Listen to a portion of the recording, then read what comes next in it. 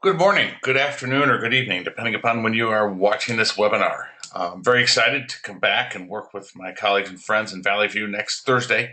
For those of you in Cohort 2, this is just a quick review and preview for next week's work. We haven't been together since the last week in April. Some of you joined.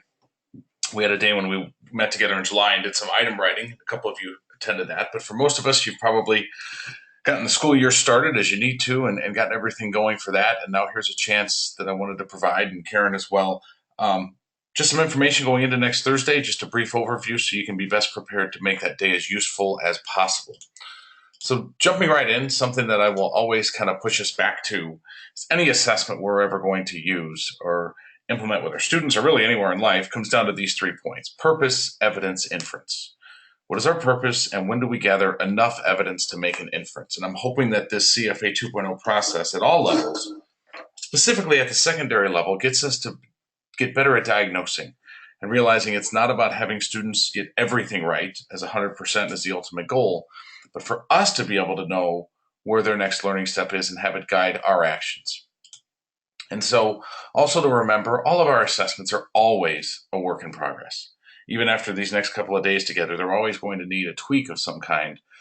The purpose of the framework is to get it started, get it down, and then be able to come back and revisit it. And so really doesn't shift much of the planning. We were planning for day 3, but day 3 really is going to be a day to revisit where you're at in your item writing and give you as much time there to go deeper with some of those examples that you've already created. So reviewing sort of that 10-step process, what we accomplished for those 2 days together back in April was the first 6 that you see there in blue. Step 4, writing the learning intentions and success criteria, is something we probably will address on day 3. It would normally come on day 3, and it's going to be, I think, a nice, easy segue for those of us in Valley View with the visible learning work. But I'm going to save steps 8, 9, and 10 for the most part for day 4. While we might get into evaluating and revising our assessment questions for quality, that will be dependent upon where each team is.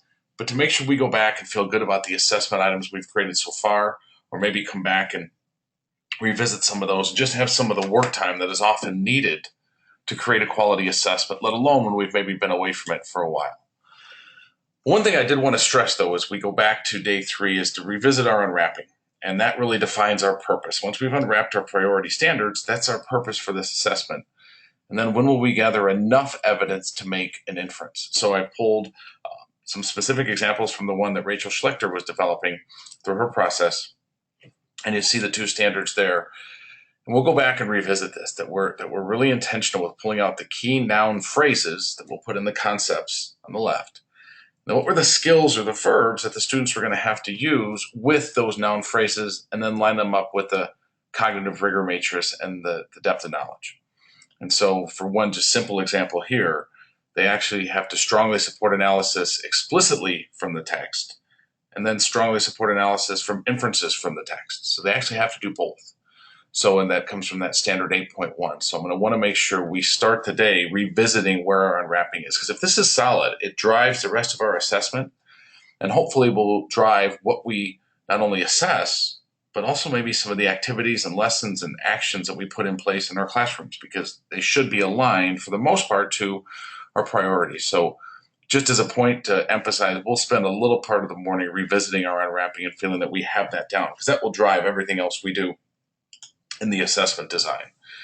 But as I mentioned, we're going to spend most of the day giving you as teachers time with quality facilitation to work on your items, both selected and constructed response. So just as a review, when we think about selected response items, those are any item where the student has to choose or select their answer from a set of choices. And obviously that includes multiple choice, but that could be matching, true, false, when we give them a word bank.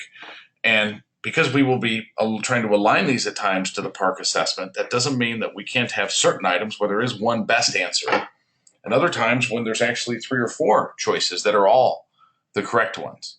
And that will give us an opportunity to have different modes of selected response items within our assessment. But a couple of points to review. It's critical, first and foremost, that any item aligns with the level of rigor represented in that unit's expectations and within that standard. So for this particular item, which I shared last time, what the author is highlighting is that it's designed to align with determining 2 or more central ideas in the text. It's kind of difficult to, in a multiple choice item, analyze their development over the text or provide a summary. So this teacher was just saying, here's the whole standard, but I was only addressing that first part. Where we would look at is that choice C doesn't align as a quality distractor because it says two or more central ideas, and then the item, which of these pairs of central ideas about Irish immigration, C is one that we would want to adjust because it didn't have two choices. It would be one that the student could easily eliminate. And as we talk about that distractor analysis, we don't want students to be eliminating incorrect choices by default. We want each one to be plausible to give us the best ability to make a quality inference. And again, they might see something like that on an external assessment. We're doing these for ourselves. So we want to make these as tight and as of quality as we can so we as teachers can make the best inferences from their selections and their choices. Wanted to show one other example, and this is where when we design our items, we really want to look at the level of the standard. And for this particular one, determine the likelihood of the appearance of a specific trait in an offspring given the genetic makeup of the parents. So the item then says, what is the chance that two people, both being carriers for sickle cell, would have a child with the disease? We actually could write an item similar to that. Well, this seems a little cumbersome for the slide, where we actually give the genetic makeup as well. In this first one, by default, we're assuming that the students understand the term carrier, which is an important term, vocabulary term when we're teaching genetics and biology. But in this particular example, not only do we say carrier, but we literally give the genetic makeup to set up their Punnett square, X big H, X little h, so on and so forth. Both of these items do align to that standard. This first one actually is a little bit above that level because even though we're telling that they're a carrier, we have to have some implied knowledge there. And so just a little example where throughout your pre or post assessment, you might determine how much do we provide them based on the standard for just a level of support, or within even on a post assessment, students might struggle here, but once we set it up for them, they actually can do it. And that helps us know a little bit more where to intervene. It's not that they don't understand how to do the Punnett square. They might not know how to pull the genetic makeup of the parents unless we give it to them.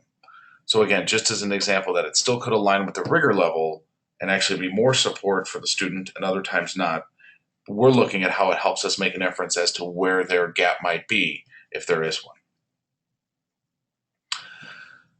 Also, and I'll refer everybody to this in Appendix M, are just some considerations when we're writing our multiple choice items to have them have quality, which step 8 actually does that, is to go back after you've written them once and revise them. But if we have some of these in place early on, we can do less revision. The point is not to overemphasize the format of the item as we're writing them at first. But now that we've been through a couple of days, I think, and I will review this when we're together next Thursday, I think it will help us get the most out of this day and write them with quality at the same time. And I'll talk a lot about these, but in Appendix M, there's even some more examples for you to refer to.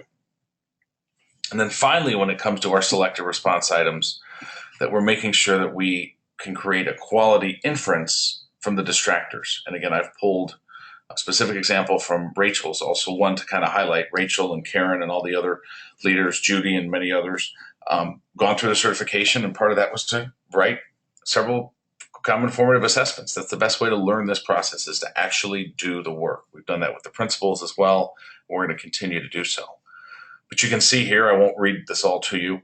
You might even need to pause the recording for a moment, but where she made her inferences from that piece of text that she had the students read, and then her question, where they might have made a misunderstanding. And that's critical. And I think for secondary teachers, that is, myself included, a shift. When I'm trying to write as many items so those students can possibly get a certain number right, we're trying to write them so that we can make the quality inference and not necessarily make them overly difficult, but make sure that if they get it correct, we've got a better chance to know that they were able to address the standard, and if they missed it, what their misconception might have been, whether it was related to the word grief or wept, etc. Certainly for any one item, we don't know that, which is why we'll talk about how when we create items that are very well put together and with quality, we can string several of them together and realize that item 7, 12, and 14, there's a pattern. If they select 3 in a row correct or 3 in a row with this choice, we might have identified their gap in learning.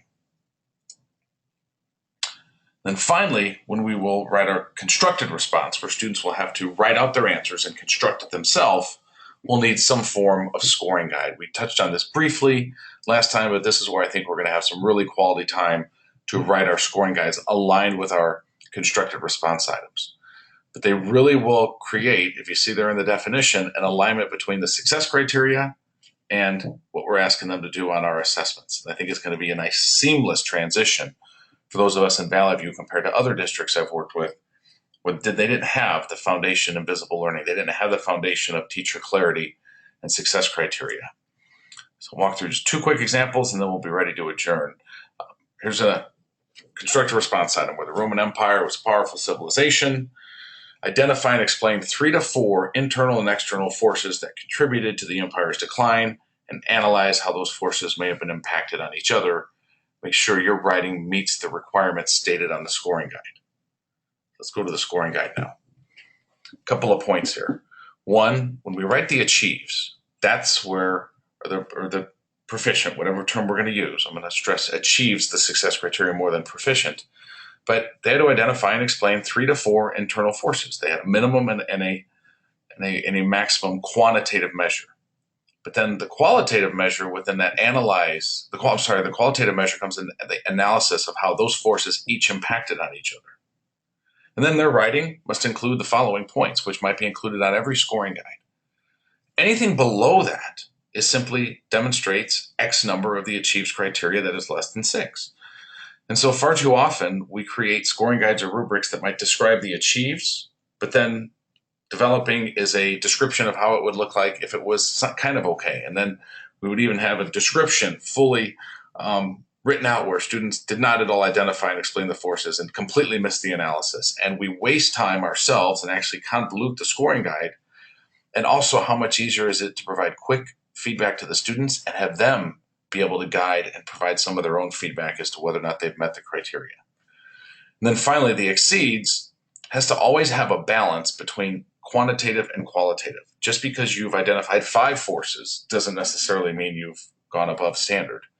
But here makes a comparison between the fall of the Roman Empire and another civilization. That's a qualitative measure. So again, we'll talk a lot about how we want to align the scoring guides to the success criteria, but maybe make them less cumbersome both for ourselves but also the students. And I'll share just one more. This is actually one of the assessments I've written, and I kind of highlighted within my assessment that I wrote that as a biology teacher, my supporting standard was to write arguments that introduced a precise claim, distinguished the claim, and created a counterclaim. It wasn't to address that entire writing standard. It was just to address those specific points.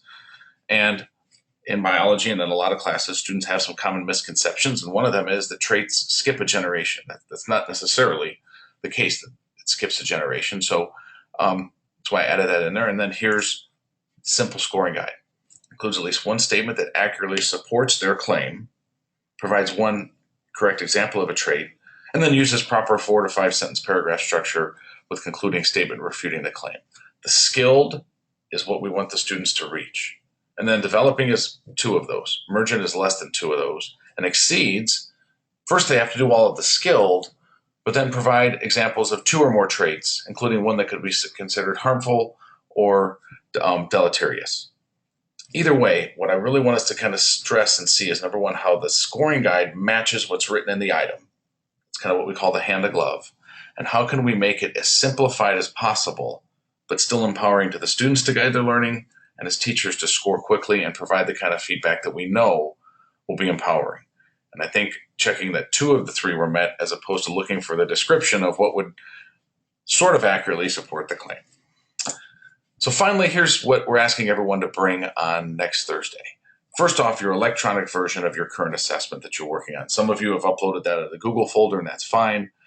And I really want to stress this should be an assessment looking at the days that we're going to meet together this fall, that you're going to administer it after November 1st. I think tentatively we're looking at coming back in October, first week in October for this group. That still would then give you 3 or 4 weeks to go back, to tweak, to adjust anything in that assessment. So when you implement it, you feel real good about where that assessment was at the beginning of the unit. And then any needed resources, if there's text that you're going to use, if there's a specific activity that you want to pull information from, so your items are aligned to that. Any specific pieces from textbooks. Certainly you don't have to bring in giant crates of everything, but anything that's going to help you be as effective in work time. And again, throughout the course of the day, I could say we'll probably have anywhere from 3.5 to between 3 to 3.5 hours or up to 4 hours of work time. They won't be continuous work time, but I want to provide the group some nice long chunks of time to work and get the items written, and that takes time without being interrupted whole group. So I want you to be able to have anything that you need that day to do so effectively. As always, thanks for your time on the webinar, and certainly look forward to seeing everybody next Thursday. I'm honored, as always, to work in Valley View. It's a great place of educators and a place that personally challenges me because of the level of work and time and effort that's been put into everything we've done. If you have a thought or a question between now and then or after, do not ever hesitate to reach out. You don't have to go through your principal or Karen or anyone else. Just come straight through me if you have a question. And I look forward to seeing everybody next Thursday. I hope you have a great weekend and a great start to next week.